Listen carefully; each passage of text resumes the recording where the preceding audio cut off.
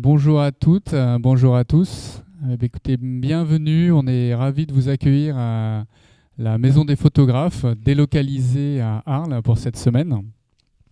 J'en profite rapidement pour remercier toute l'équipe UPP qui a œuvré dur depuis hier matin pour monter et installer ce lieu. L'équipe d'Inland aussi pour monter les bâches.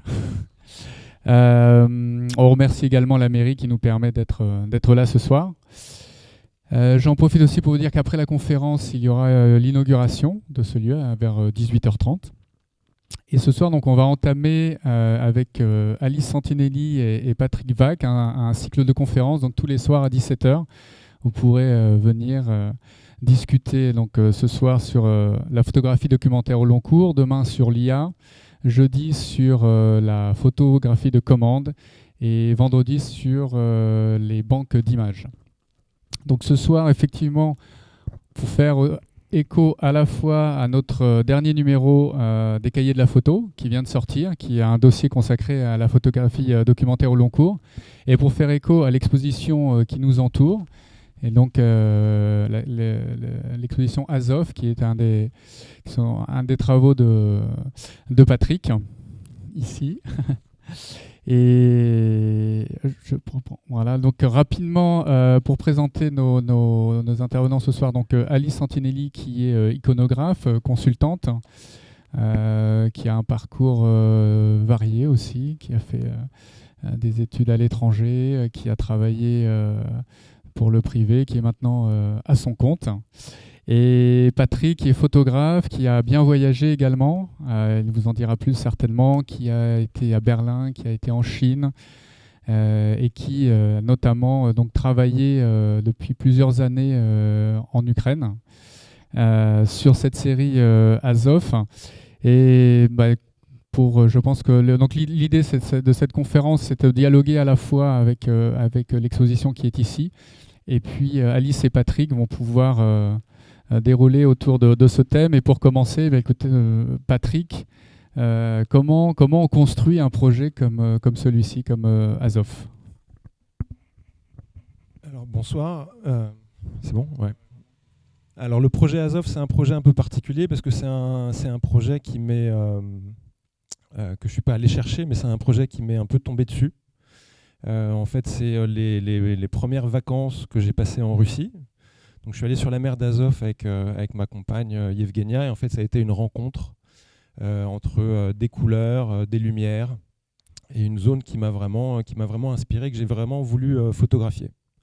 À partir de ça, à partir du moment où j'avais un peu détecté une espèce de potentiel poétique, quelque chose qui m'avait intéressé, j'ai fait des recherches, j'ai vu qu'il y avait une pertinence géopolitique, j'ai vu aussi que c'était un endroit qui avait peu été couvert. Et donc, ça a commencé à m'interroger sur certaines choses. Et puis, c'est justement quand il y a cette convergence entre une envie artistique, une espèce de potentiel visuel, quelque chose où on a l'impression qu'on va pouvoir commencer à s'exprimer, et quand même une pertinence géopolitique. C'est-à-dire que c'était la mer d'Azov qui est l'extension septentrionale de la mer Noire. Il y avait depuis 5 ans le conflit dans le Donbass. Ça me permettait justement de commencer à bâtir un projet dans ma tête. Et en fait, c'est au fur et à mesure, en fait, y aller tous les ans, que le projet s'est construit au fur et à mesure. Un élément important pour moi dans mes projets, justement, c'est que la temporalité, l'histoire est un élément prépondérant, parce que je vais travailler sur plusieurs années, et en fait l'histoire, le temps devient un acteur lui-même dans le projet parce que la situation évolue. Voilà. Ensuite, j'ai des projets qui ont... C'était un peu ça aussi pour mon projet Dust sur les Ouïghours qui a duré 4 ans. Voilà. Ensuite, il y a des projets sur lesquels j'ai fait des recherches d'abord et je suis allé chercher un projet.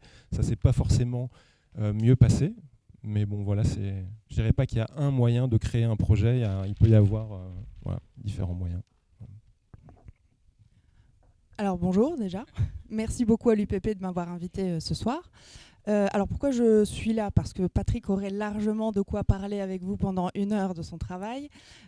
Et au début, j'ai posé moi-même la question. Et alors ce que je peux apporter ce soir, c'est un point de vue, un peu un zoom out. Donc par rapport à l'expérience d'un seul photographe, c'est de vous raconter un peu en tant que consultante quelles sont les caractéristiques prédominante des travaux au long cours et le concept du temps a vraiment une importance fondamentale parce qu'elle engage une réflexion sur l'économie d'un projet, vu que le temps peut en quelque sorte se multiplier au-delà de ce qu'on attend. Ça peut engager une question psychologique de tenue sur le long terme. Après, tu me diras, moi, je peux vous raconter un peu les grandes lignes de ce que je retrouve dans plusieurs projets au long cours que j'ai suivis. Et puis, tu me diras si c'est exactement la même expérience que tu as eue de ton côté. Mais effectivement, le thème du temps est quand même central. Ça a l'air banal comme ça, mais on a beau anticiper le plus possible et prévisualiser différents types d'évolution d'un travail, mais on ne sait jamais ce qu'on va rencontrer, ce qui peut arriver, et on peut être porté des fois à se faire des réflexions de à quel moment on arrête par exemple, ce qui n'est pas anodin comme question, et comment le travail au long cours veut dire aussi une énorme quantité de matériel. Et donc, comment je le systématise, comment je le montre, comment je décide d'en parler pour ne pas submerger d'informations les personnes qui sont en face de moi. Voilà. Donc, moi, je serai là pour vous donner un peu une idée de ce qu'est l'idée générale de ce qu'est suivre un projet au long cours de photographes documentaires qui ont suivi des projets différents. Alors, avant, je parlais justement du projet au long cours en termes narratifs et en termes de forme, mais c'est vrai que d'un point de vue beaucoup plus pratique, c'est aussi une forme qui est imposée par les conditions économiques et le fait justement de travailler peut-être avec 1 ou 2 voyages par an sur un projet qui dure des années. Ça permet aussi, par exemple pour Azov, à chaque fois que je fais un chapitre, qui, même si le projet est au long cours, ce chapitre-là va s'apparenter à une période. Il me permet aussi de publier, donc de générer des revenus à partir de ces derniers voyages, et puis aussi de demander des bourses régulièrement, et puis aussi en termes de conceptualisation du projet, d'avoir des temps d'arrêt, de réflexion et d'editing et de repartir. Donc, dans la conceptualisation du projet, c'est vraiment important pour ça. C'est-à-dire que même si Azov, en fait, sur les 5 ans sur lesquels j'ai travaillé, représente peut-être 3 mois de prise de vue, le projet n'est pas du tout le même si j'avais passé 3 mois d'affilée à faire les photos ou si justement je les espace sur 5 ou 6 ans. Voilà. D'autant plus que je me doute qu'il t'est arrivé de revoir une histoire que tu as commencée avec un œil autre, une fois qu'un autre élément est rentré en compte dans cette même histoire. Donc de réévaluer la narration. Non, alors, ce qui est intéressant aussi, c'est ce que je disais, la temporalité, quand l'histoire en fait impose des thématiques. C'est-à-dire que par exemple le projet que j'ai fait Dust sur les Ouïghours, j'étais pas parti en sachant qu'à partir de 2017-2018 un système concentrationnaire et un génocide allait se mettre en place. Donc forcément ça impose une réorientation du projet et ça impose une narration. Là, en partant en 2019, je savais, même si c'était une zone sous tension, je ne savais pas du tout que la guerre avait commencé. Donc ensuite, à chaque chapitre, j'essaye de partir quand même avec un angle un peu particulier. C'est-à-dire que quand je suis parti en 2022 autour de la mer d'Azov, en Russie, je savais que ce qui allait m'intéresser, c'était justement la juxtaposition entre les Russes en villégiature pendant la guerre et en même temps l'émergence d'une militarisation de la société, d'une société de propagande. Voilà. Quand je suis parti en 2023, je savais très bien que ce qui m'intéressait, c'était justement la juxtaposition entre ce désir de continuer à vivre chez les Ukrainiens et la destruction de l'environnement. Donc ça, c'est des choses qui sont aussi... c'est pour ça que le projet reste, même si c'est un projet d'auteur, c'est un projet documentaire, parce qu'il y a des thématiques qui s'imposent toutes les ans, des thématiques différentes. C'est quand même un des seuls avantages en tant que photojournaliste et documentaire, comme tu disais tout à l'heure, c'est aussi de pouvoir extraire des sujets plus courts et de pouvoir à ce moment-là donc les vendre. Donc ça c'est une manière de ponctuer et de rythmer le travail, et donc d'un point de vue économique, mais je parlais aussi du côté psychologique et du fait de ne pas être tout seul. Sur le long terme, des fois on oublie le feu sacré qui a fait commencer le sujet. Alors je ne sais pas s'il y a beaucoup de photographes dans la salle, mais on ne m'entend pas très bien. Mais voilà, il y a toujours un moment où on se pose énormément de questions. Est-ce que je continue? Est-ce que je continue pas? Voilà. Et le fait de ne pas être seul, donc c'est là où des fois j'interviens, parce que c'est le moment où c'est bien de pouvoir montrer son travail, donc en lecture de portfolio ou juste pour débloquer un moment problématique justement de perception, de narration, de point de vue, d'angle. Et donc moi je le fais en tant qu'indépendante. Et toi tu as à l'origine, avec d'autres photographes, d'une autre manière d'accompagner un photographe et de ne pas le laisser seul, puisque finalement c'est quand même important de pouvoir échanger tout du long de ton travail, vu que c'est long et comment dire. Oui, ça fait partie de tout ce que je disais sur les retours. À chaque chapitre, de faire un editing, de faire partie d'une coopérative, d'échanger sur le sujet, de faire des lectures de portfolio, de voir s'il y a un intérêt dans la presse, peut-être d'ajuster certaines choses. Donc ça, c'est le long cours. Il ne se fait pas simplement dans la production du projet, mais c'est aussi dans la réflexion et puis dans l'orientation, et puis d'avoir le temps de développer ce qu'on a, voilà, et puis de voir où on s'est trompé, voilà.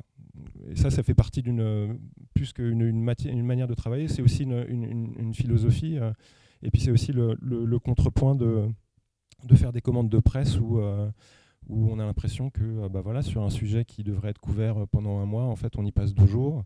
C'est la course en permanence, et même si on est très content d'avoir une publication, il y a quand même une certaine frustration. Alors que sur du travail au long cours comme ça, on a l'impression d'être maître du sujet, et on l'arrête quand on a envie de l'arrêter. Alors ça peut devenir aussi un problème. Mais par exemple, j'ai fait un projet en Bosnie-Herzégovine où justement la temporalité est complètement indéfinie. Donc ce projet est toujours en cours. Je l'ai à peine montré parce que ça devient vraiment une difficulté. Sur des sujets comme les Ouïghours ou là comme Azov, où je veux couvrir l'avant, le pendant et l'après d'une certaine période, la temporalité du projet est fixée à partir d'un moment. Mais ça, cette idée justement, elle s'est imposée au bout du 3e, au bout du 4e voyage. C'est-à-dire qu'il y a une certaine logique, une certaine compréhension du projet qui s'est fait au fur et à mesure. Voilà. Oui, et c'est pour ça que parler d'editing, finalement, ça a tout son sens, parce qu'on va faire, tu as sûrement fait plusieurs editings d'un même travail. Donc plusieurs, des dizaines, et du fait d'avoir de la matière vivante qui évolue constamment, et de devoir à chaque fois se réinterroger sur comment on la synthétise, quel est le destinataire, quel est l'intérêt de montrer qu'un seul volet. Des fois c'est hyper frustrant parce qu'on décide de raconter 2 histoires, 2 personnes, plutôt que les 6 ou 8 qu'on a suivis, donc on connaît les histoires. Comment on priorise, comment on donne de l'importance, quels sont les critères de choix et de sélection de ce qu'on montre, et des photographies. Alors je suis bien placée pour savoir à quel point c'est viscéral l'attachement à certaines photographies de vous photographes, parce que vous étiez là. Cet instant T, vous le revivez à chaque fois que vous revoyez cette photographie. Nous, en tant corollaire, que soutien moral, psychologique et technique, on n'a pas du tout cet attachement, et c'est un avantage. Et c'est là où on peut prendre du recul et faire des editings qui soient plus ciblés pour une ou une autre destination. Voilà, concrètement. Moi, par exemple, ce projet, en fait, je le vois comme un corpus d'images. C'est-à-dire que je travaille avec j'ai plusieurs editings avec 20 images, 40 images, 60 images, 200 images. Et j'ai ce corpus que je façonne au fur et à mesure. Des images s'en vont et des fois elles reviennent. Et à chaque fois que je le présente, aujourd'hui, il y a un editing différent. Ensuite, bien sûr, il y a il y a une vision du projet, un message qui s'affine au fur et à mesure, mais ce n'est pas du tout quelque chose d'arrêté. C'est quelque chose que, à chaque fois que je rencontre quelqu'un, à chaque fois que j'ai un interlocuteur, si c'est une expo ou si c'est un livre, si on a voilà, tant de superficie d'exposition, eh ben, je vais le retravailler pour... Donc c'est pas du tout quelque chose de figé, non, pas du tout. Mais c'est surtout quand on doit le candidater à des... Oui, et il faut résumer un projet de 5 ans en 10 images. Violent. Je comprends. Et effectivement, cette exposition est le cas de figure, on en parlait justement tout à l'heure, il y a eu un changement en cours de route, et donc tu as dû quand même réévaluer ta scénographie, le choix et l'editing de tes photographies. Donc encore une fois, sur des temps très courts, ça engage des réflexions différentes. Et on parlait donc d'exposition, de livres. Donc tu es bien placé aussi pour savoir à quel point le travail pour un livre est encore différent que celui d'exposition, bien évidemment. On a plus de latitude. Le livre a quand même l'avantage de rester. Et donc c'est peut-être le point final et le plus difficile à définir et à acter, puisque ça veut dire que le projet est fini. C'est pour ça aussi, c'est comme ça pour toi aussi, ou c'est pas forcément toujours le cas? J'ai pas fait tant de livres, mais maintenant que j'en ai fait un qui me tient vraiment à cœur. Je pense que c'est ce qui est maintenant. Je pense à mes projets en termes de livres et même en termes d'editing. C'est-à-dire que je commence à essayer de réfléchir à des associations d'images, bien sûr. Et parce que comme tu dis, c'est quelque chose qui va rester, c'est pas quelque chose d'éphémère. Et je pense que c'est quelque chose auquel on aspire tous. De faire cet objet, oui. Donc oui, de plus en plus difficile aujourd'hui. L'industrie du livre a souffert pas mal on sait tous ce que ça donne. Et donc, à plus forte raison, c'est une réflexion que je vois auprès des photographes avec lesquels je travaille. Donc, entre autres, Mugur Varzariu, qui est un photographe roumain qui sera exposé à Perpignan cet été. C'est vraiment la difficulté aussi de mettre terme à une histoire. Alors dans son cas spécifique, c'est par exemple la communauté rome en Roumanie.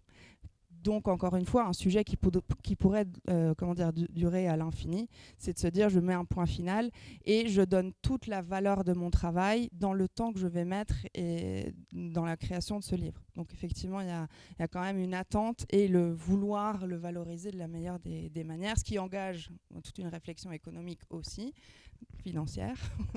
Ça, c'est des photographes dont la vie de photographe est une œuvre en elle-même. Ça, c'est encore... c'est pas la photographie au long cours, c'est une photographie sur le très très long cours. Oui, mais il faut s'arrêter un moment pour pouvoir justement ne pas être en tant que photographe associé uniquement à un travail. Et ça, c'est une vraie problématique qui est récurrente. C'est celle d'avoir du mal à sortir d'un imaginaire collectif auquel on est associé pour pouvoir se réinventer ou même changer. L'écriture photographique change au cours d'une vie de photographe, ce qui d'ailleurs devient un sujet quand c'est du très long cours, puisque, et ce qui t'est arrivé dans Dust, à un moment, tu as changé ta manière de photographier en quelque sorte, parce qu'il y avait une réflexion de début, mais que tu n'as pas continué, qui a évolué en fait. C'était aussi dicté par les conditions de travail, c'est-à-dire que pendant 2 ans, j'avais photographié donc dans la région ouïghour, donc à la province du Xinjiang, et j'avais photographié d'une manière où c'était absolument pas possible d'y retourner et de photographier de la même manière. C'est-à-dire que j'avais encore un permis de travail, j'avais pu y aller. Par contre, j'ai été surveillé par la police en permanence. C'était trop risqué de partir et de photographier en argentique. Et j'y retournais en fait pour mettre à jour en fait un projet que je pensais achever, parce que je pensais avoir fait le tour de ce que j'avais à dire sur la région, sans savoir que la répression accrue qui a eu lieu allait être mise en place, que des millions de Ouïghours allaient être internés. Et donc j'y suis allé en sachant très bien que j'allais avoir affaire à un village Potemkin. Je n'allais pas pouvoir photographier des gens enchaînés des camps, mais c'était important de retourner dans la région, de voir comment la région avait été transformée. Et en fait, quand je suis arrivé sur place, donc le dernier voyage que j'ai fait, En 2017, c'était printemps 2017. Et donc fin 2017, les premiers rapports sur l'installation des camps et justement la déportation des Ouïghours sont sortis. Et donc j'ai décidé d'y retourner en 2018 et j'y suis retourné donc en janvier 2019 et en novembre 2019. Et donc en 1 an et demi, en fait, je suis arrivé dans un autre monde. C'est-à-dire que le paysage visuel avait complètement changé. C'est-à-dire que les mosquées étaient soit fermées, soit détruites. Les femmes n'étaient plus voilées.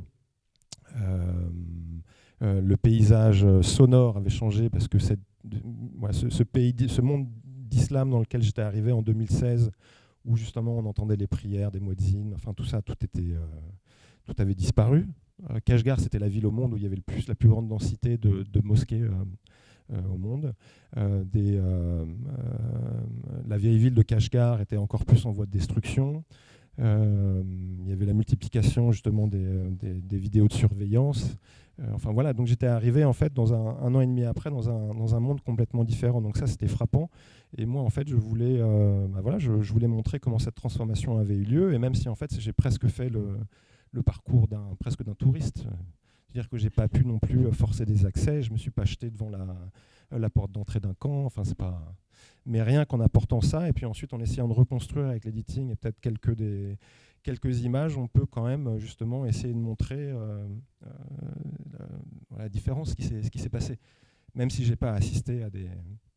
Et puis surtout, en fait, en même temps, c'est-à-dire qu'il y avait là aussi la juxtaposition en fait, de cette espèce d'angoisse d'un monde qui avait disparu, l'angoisse qu'on pouvait en fait lire dans les regards des gens et tout ça, et en même temps l'émergence d'un tourisme de masse.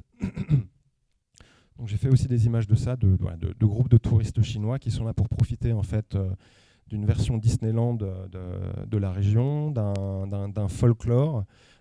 C'est-à-dire qu'en même temps qu'on détruisait en fait l'essence de la culture, on essayait de justement divertir des masses de touristes Han, en leur montrant le folklore, en faisant des tours de chameaux dans le désert, en mangeant des brochettes, en regardant des jolies filles en danse traditionnelle danser. Voilà. Donc c'était un peu ce qui s'est passé au Tibet, c'est-à-dire qu'on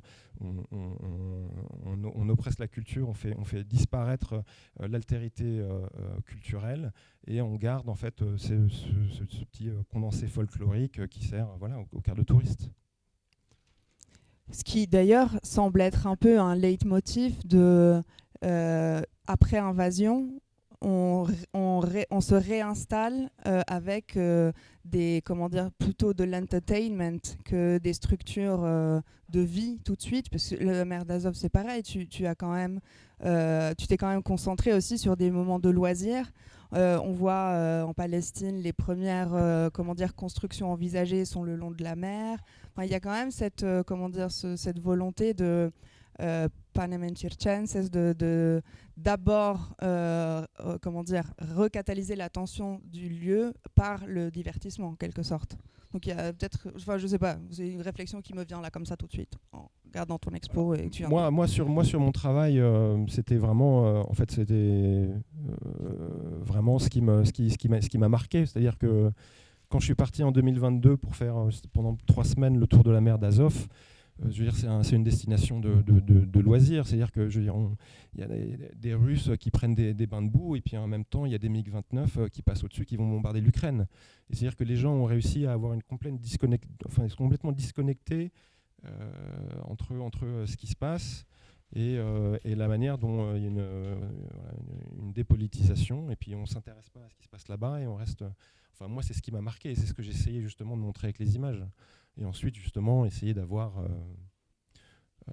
essayer de voir la cause et la conséquence et pourquoi, justement, un comportement comme ça peut ensuite entraîner des situations. Est-ce que ce qui te porte à faire des... Ah, plus près encore toi. Okay. Dans tes projets au long cours, est-ce que c'est plus le fait de pouvoir, comme tu disais, faire des recherches de plus en plus approfondies qui te motive à continuer dans ce sens, ou c'est le fait de pouvoir voir évoluer une situation? Je ne sais pas si je suis claire, mais c'est dans la profondeur ou c'est vraiment sur la longueur et voir comment on peut évoluer un théâtre de guerre? Non, moi, ce qui m'intéresse, c'est de m'incruster dans la longueur. C'est quand on dit que je suis un baroudeur ou un voyageur, alors en fait, pas du tout, parce que moi, je pars maximum 3-4 semaines. Ensuite, j'ai envie de rentrer à la maison.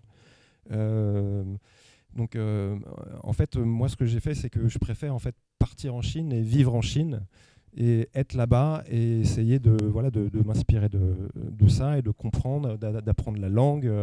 Mais ensuite, je ne suis pas quelqu'un qui part avec mon appareil photo pendant 6 mois et mon sac à dos. Ça, je ne sais pas faire. Alors, pour les raisons que j'ai énoncées avant, parce que je veux avoir des moments de repos, des moments où j'ai envie d'être, de faire de photos aussi, parce que j'ai besoin financièrement aussi d'avoir du boulot commercial pour financer ces envies-là. Mais c'est juste parce que j'ai une courbe, une courbe créative. Je veux dire, il me faut 1 semaine pour rentrer dedans. Ensuite, c'est bien pendant 2 semaines. Et ensuite, non, j'ai envie de rentrer. Donc, mais alors, par contre, ce qui m'intéresse, c'est d'être dans un pays, d'y rester, de le comprendre. Parce que je m'intéresse à l'histoire, je m'intéresse à la politique, je m'intéresse voilà. Et ça nourrit, ça nourrit mes projets. Et je pense que c'est aussi la manière que j'ai de produire mes projets. Je préfère avoir une intensité pendant 1 mois et ensuite prendre le temps de réfléchir mais partir pendant 6 mois comme Koudelka et tout ça, à vivre sur la route et tout ça. Donc ça c'est.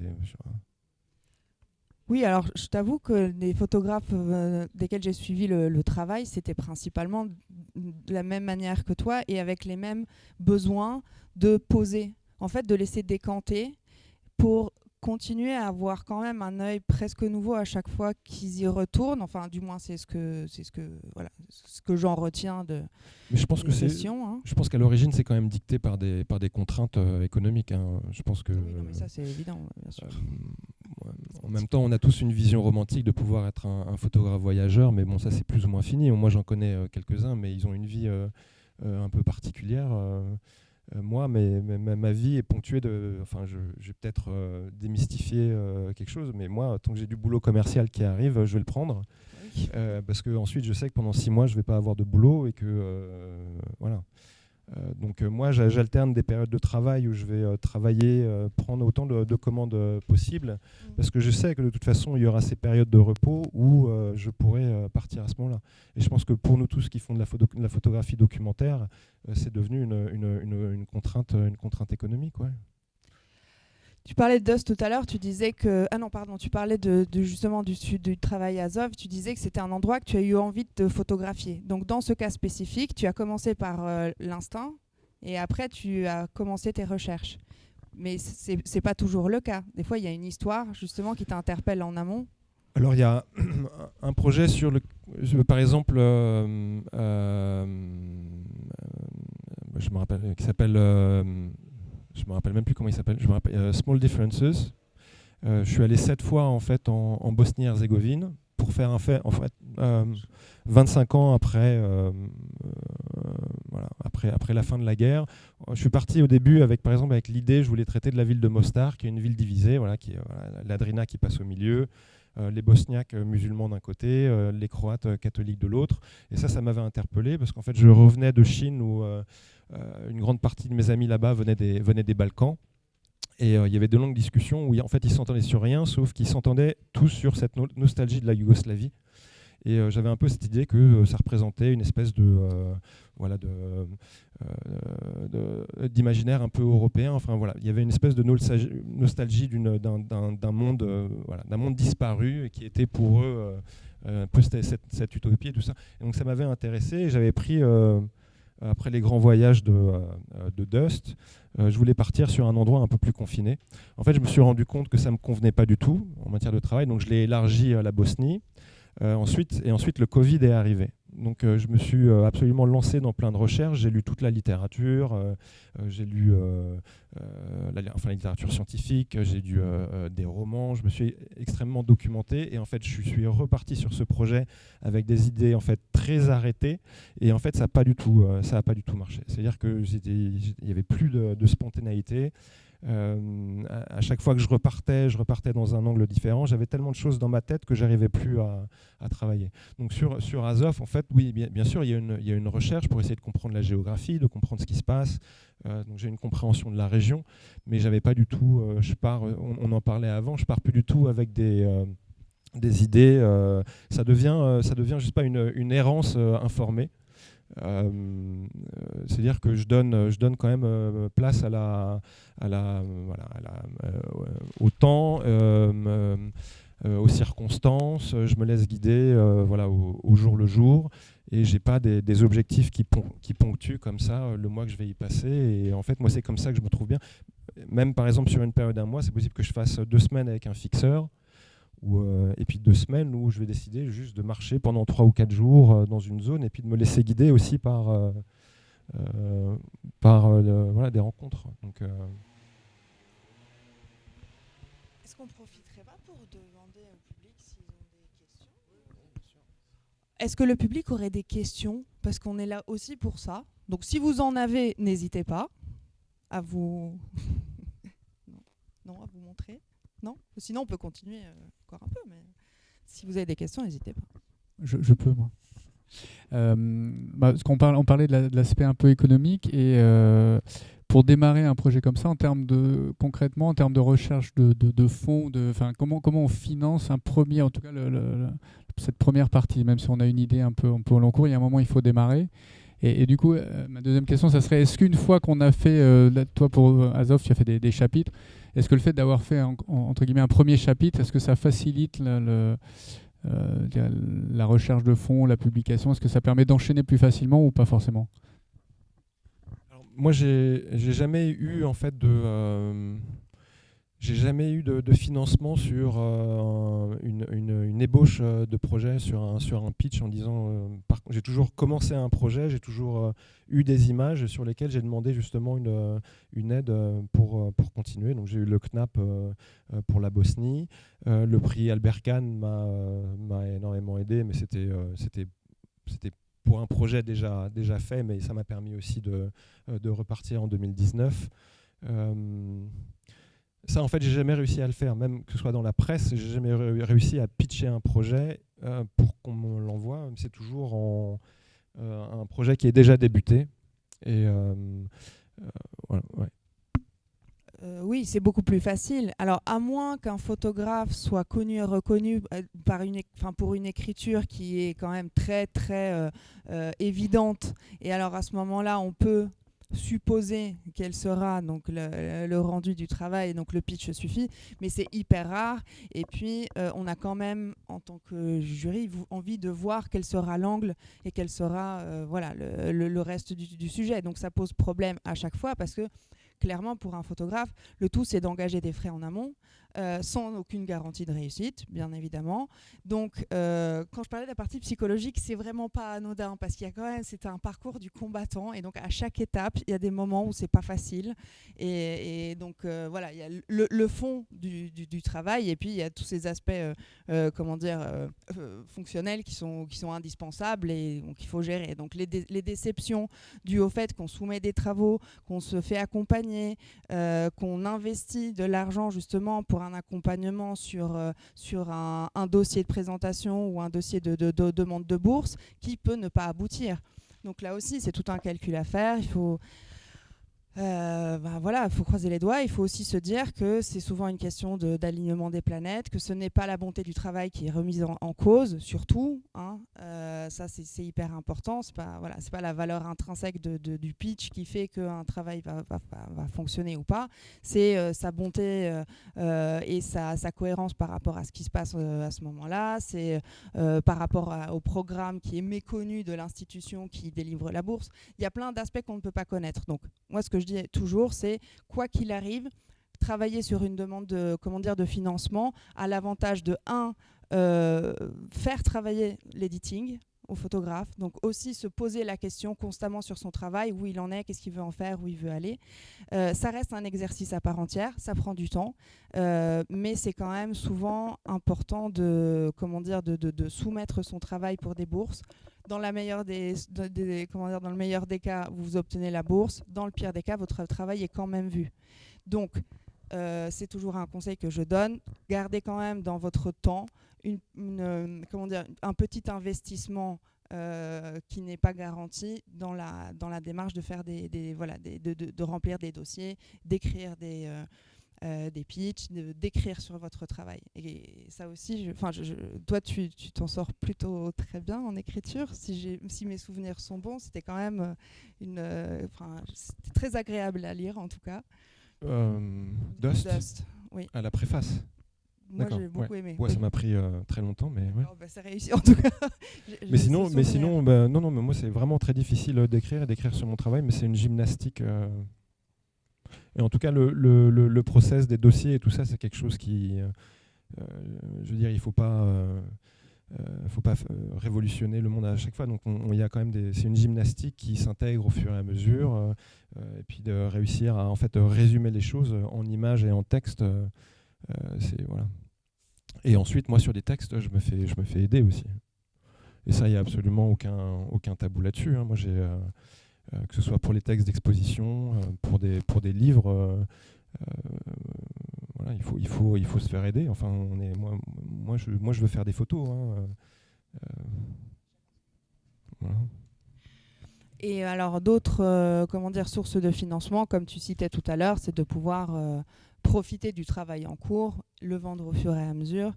Et c'est là où avoir déjà des contacts dans soit des agences ou des rédactions permet de bypasser certaines étapes et d'avoir un interlocuteur direct qui peut vous dire tout de suite oui, ça m'intéresse, non, ça m'intéresse pas.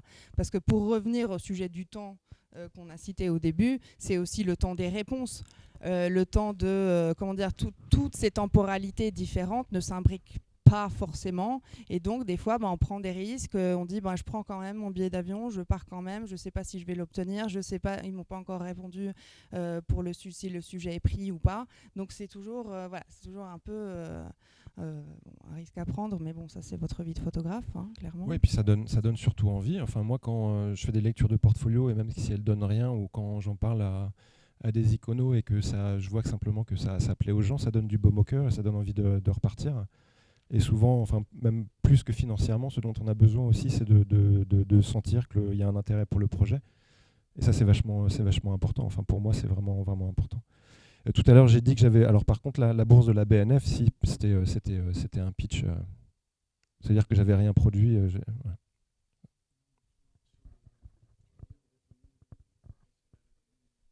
La commande de la BNF sur la grande commande radioscopie de la France. Voilà. Donc 200 € lauréats 200 € photographes ont été lauréats. Oui, c'était tout un sujet. Alors effectivement, il y avait pas, on pouvait pas. Alors, tu n'avais peut-être pas de photographie, mais je me souviens que dans certains cas, il y avait la possibilité quand même de soumettre des photographies si jamais le sujet avait été commencé. Ou si on avait un travail similaire ou qui pouvait en quelque sorte illustrer la manière de... Enfin bref, si je me souviens bien, parce que j'en ai fait quelques-unes aussi, aider les photographes du coup. Et voilà, donc ça c'était quand même une très belle opération. Après voilà, il y a toujours haters gonna hate, mais voilà, dans l'ensemble, si on regarde le projet de 200 projets soutenus, c'est quand même assez important. Donc c'était... Petite question, donc là on parle de travaux qui sont solitaires globalement, mais tu fais, on en a discuté, tu fais partie d'un collectif. Comment est-ce que le fait de faire partie d'un collectif, ça peut aider à organiser ce type de travaux? Est-ce que, ouais, au-delà de l'aspect pratique, on les remercie d'ailleurs pour l'accrochage des fameuses bâches. Est-ce que déjà tu as fait des choses, je sais pas, à 4 mains ou à 8 mains, et est-ce que au-delà des encouragements, vous trouvez des synergies? Alors, juste pour revenir sur... Inland, c'est une coopérative, et on insiste en fait sur le mot coopérative, parce que c'est pas une agence et c'est pas un collectif. Alors un collectif généralement a vocation à produire des travaux collectifs. Enfin, c'est comme ça en fait qu'on l'a imaginé. Une agence, c'est les agences qu'on connaît souvent avec une relation d'exclusivité, une relation commerciale. Alors que nous, en fait, on voulait créer une coopérative créée par des photographes pour les photographes, c'est-à-dire qu'on garde toute notre liberté, toute notre indépendance. On peut continuer à vendre nos travaux en dehors de la structure. Et en fait, ce qu'on voulait, c'était réunir donc à l'heure actuelle 14 photographes qui ont des écritures assez similaires et des velléités en fait, de produire des travaux documentaires au long cours. Donc voilà, d'avoir cette espèce de structure qui devient un peu comme une signature voilà, de ce qu'on représente, et ensuite de promouvoir notre travail, de devenir voilà, une plateforme en fait, qui puisse... et ensuite, on n'a pas la vocation à justement produire des projets tous ensemble. Là, par contre, après 5 ans, on engage cette année justement un projet collectif sur la résilience qu'on voudra exposer à Arles dans 1 an. Mais ensuite, bien sûr, c'est vachement important parce qu'on se parle régulièrement, on se rencontre régulièrement. Alors sur Zoom, parce que l'ADN d'Inland, c'est justement d'être basé un peu partout dans le monde. Donc on a des photographes en Corée, en Chine, en France, aux États-Unis. Et l'idée, c'est justement de couvrir donc, le plus de zones possible, d'avoir des écritures voilà, avec cette même envie de produire des projets documentaires au long cours, mais pour parler du plus grand nombre de sujets possibles. Et bien sûr, d'avoir ces moments où on a différents comités et on se parle et on se fait des lectures de portfolio ensemble, on essaye de trouver des solutions pour financer nos projets, pour promouvoir ce projet-là, pour avoir des expositions. Et puis, on se rend compte qu'au bout de 5 ans, même si c'est compliqué financièrement et tout ça, parce que justement, on ne demande pas... Il n'y a pas beaucoup de contraintes financières, il y en a un peu mais pas beaucoup, donc ça aussi ça ne nous permet pas d'avoir une grosse force de frappe en termes de visibilité. On n'a pas 3 commerciaux qui vont courir les rédactions et tout ça, mais on a quand même, je pense, acquis au fur et à mesure une espèce de notoriété, et puis les gens dans le monde de la photo documentaire savent ce que représente Inland, et voilà, donc ça c'est déjà un succès en soi. Et puis maintenant on va voir si on a eu une subvention justement du ministère de la Culture pour ce projet collectif, pour essayer de passer à un nouveau cap. Par contre, le problème qu'on a avec cette structure, c'est que y a des contraintes un peu financières. Donc pour des photographes qui sont dans des pays où on a une cotisation mensuelle, où les revenus sont moins élevés, ça peut être une grosse charge financière. Donc régulièrement, on a des photographes qui s'en vont, mais il y en a d'autres qui reviennent. Et puis on ajuste aussi justement les attentes des photographes par rapport à ce que peut fournir Inland. Parce qu'il y a quand même des photographes qui connaissent Inland, et qui pensent qu'ils vont rentrer chez Inland en fait, pour être servis. Tu ne rentres pas chez Inland pour être servi, tu rentres chez Inland pour travailler à un projet collectif. Et donc il y a toujours des ajustements comme ça qui se font, mais bon, ça c'est, je pense, la vie de groupe. Ouais. Je pense que c'est hyper important de trouver une manière d'être ensemble et justement de pouvoir échanger et de ne pas de pas être seul. C'est ce que je dis à mes étudiants. Fondamentalement, vous sortez de l'école, vous allez vous retrouver vraiment seul. Trouver une manière d'avoir des échanges, quels qu'ils soient.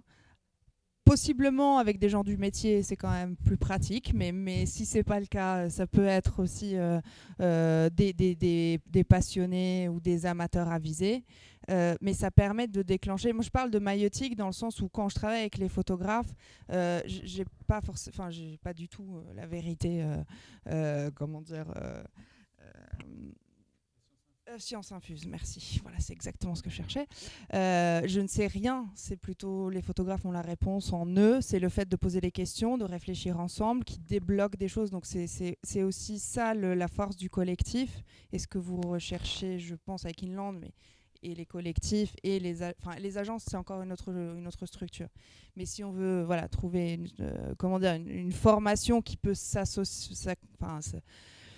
se rapprocher de celle de, comment dire, de la coopérative, c'est le, comment dire, de mettre les efforts en commun, principalement. Travailler, Oui. voilà. Voilà. C'est travailler ensemble. soutenu, Et puis, quoi. alors, sur l'aspect de la solitude, moi, c'est quelque chose... voilà, c'est vrai que c'est un travail solitaire, mais moi, en fait, j'ai envie de pouvoir profiter d'une solitude choisie et d'un être ensemble choisi, c'est-à-dire pas subi. C'est-à-dire que la solitude, moi, je fais un métier assez solitaire, mais j'ai envie que ce soit aussi, que ce soit moi qui choisisse cette solitude et faire partie d'une structure comme ça. Ça permet justement de contrecarrer ce qui peut être un désagrément du métier et d'avoir de ces moments où on se retrouve ensemble pour parler d'une production qui peut être très, très solitaire. Et puis le fait de prendre un bureau, par exemple, et tout ça, c'est pratique aussi. Mais ouais. Et pour finir, je pense qu'il y a aussi une question de perception, c'est-à-dire surtout pour les travaux au long cours, les photographes avec lesquels j'ai travaillé se retrouvent souvent à savoir exactement ce qu'ils sont en train de dire et de raconter et s'éloignent de plus en plus de la traduction qui peut être nécessaire en termes et d'editing ou d'accompagnement de texte pour les personnes qui vont apprécier le travail par la suite. C'est-à-dire que souvent, quand on est en plein dedans, on donne beaucoup d'informations pour acquises ou pour évidentes. Et c'est là où la confrontation permet de cibler les zones d'ombre ou les moments où il serait bien de soit repartir avec un autre angle, soit développer ultérieurement certains aspects pour que la traduction se fasse de manière immédiate. Je suis d'accord. On va bientôt conclure. Est-ce que vraiment personne n'a eu envie de poser une question? Profitez-en, ils sont là. je fais passer le micro même si vous voulez. Non. Timide. Pas la fin de la conférence, parce parfait. que je sais, tout le monde fait ça. Bah écoutez, alors si est-ce que vous avez un mot de conclusion tous les deux ou juste est-ce qu'il y aura un prochain chapitre à Azov? Ouais, je repars tout le mois d'août, du 1er août au 30 août en Ukraine. Voilà. Donc, ouais. À suivre alors. Et Alice, un petit mot de... Ne restez pas seul. Voilà. si je peux. Mais ça a l'air banal, mais finalement ça se résume à ça. Vous faites un travail solitaire, vous faites un travail qui est pour les autres, et il y a un passage entre ces deux moments qui est important, et d'être bien entouré. C'est pas du tout de l'autopromotion, loin de là. Non, je rigole. Mais d'être bien entouré, c'est important. Donc, trouver la personne à qui vraiment bien parler de votre travail et pouvoir évoluer sur le long terme avec cette personne, je pense que c'est un vrai avantage. Moi, c'était aussi quand même quelque chose d'important quand je suis rentré en Europe en 2017, parce que j'ai commencé la photo en 2006 en Chine, donc pendant 11 ans, en fait, je me suis construit en tant que photographe en Chine et je n'avais pas accès en fait, à toute la richesse des institutions, des bourses, des festivals qu'il y a en Europe et encore plus particulièrement en France. Rien qu'avoir un relais, par exemple, comme l'UPP. Et ça a été une bonne école parce que j'ai appris en faisant. J'ai financé mes projets au début en faisant du travail commercial. Donc ça, c'était une bonne école. Mais ensuite, quand je suis rentré en Europe, à Berlin, où il n'y a absolument pas de boulot commercial, c'est là où j'ai compris qu'il y avait aussi plein de structures et qu'il y avait plein d'autres moyens en fait, de financer des projets. Et je pense que l'éducation et la compréhension justement de cette industrie et de tous les relais de subvention, c'est aussi un des nerfs de la guerre de faire de la photo documentaire quand on veut la financer par soi-même. Donc il faut comprendre toutes ces choses-là parce qu'on est vraiment, on a la chance d'être très, très bien accompagné en France. Aujourd'hui, on m'a expliqué l'AFDAS. Donc voilà, tous les ans, tu peux avoir 5 000 € de financement pour te former. Écoutez, merci beaucoup à vous deux. Merci d'avoir assisté à cette première conférence. J'en profite pour glisser un tout petit mot. Il reste, je crois, quelques places des lecteurs de portfolio, si jamais... Non ? Ah, c'était booké. Bon, désolé, fausse joie. On va transformer rapidement le lieu pour pouvoir accueillir l'inauguration d'ici 20 minutes, 30 minutes. Voilà. Voilà, donc je vous ai intervenir et prochaine conférence demain à 17h sur l'intelligence artificielle. Merci encore.